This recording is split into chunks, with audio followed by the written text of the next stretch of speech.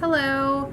My question for this week's discussion post is identify 2 macro or mezzo issues related to this case that you would like to see addressed. Discuss your thoughts on how you might approach that. One of the issues that I found relating to Oliver's case was treatment options for alcohol abuse and dependence. There are 3 levels of care that are available to people with substance abuse problems.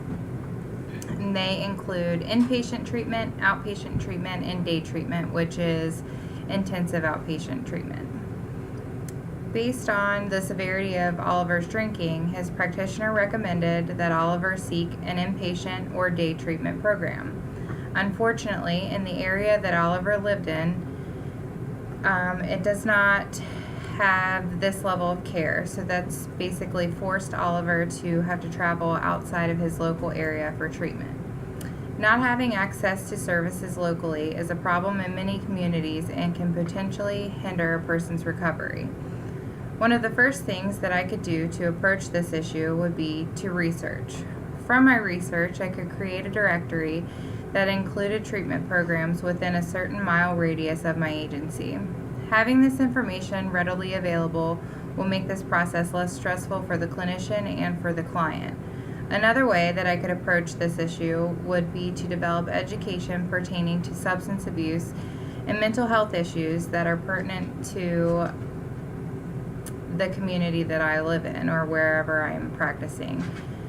By doing this, the community may become more familiar and comfortable with mental health issues, which in the future could lead to the community supporting more mental health services in their area.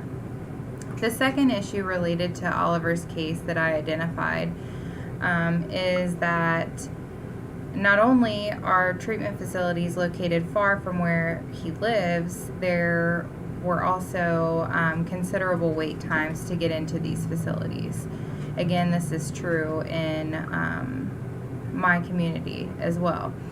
In Oliver's case, the clinician started the process of locating a facility with an open bed prior to holding a treatment team meeting.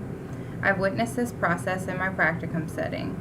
Along with the fact that the client may have to travel far from home to receive treatment, they may also have to wait for it. To approach this issue on a smaller scale, I think that I would do exactly what the clinician did in this case. The clinician was able to locate a bed prior to the treatment meeting, and if Oliver did decide to change his mind about going to treatment, the bed could be canceled. As a clinician, I also would make a conscious effort to develop working relationships with associates at other facilities. These working relationships could potentially help a client get into a facility earlier.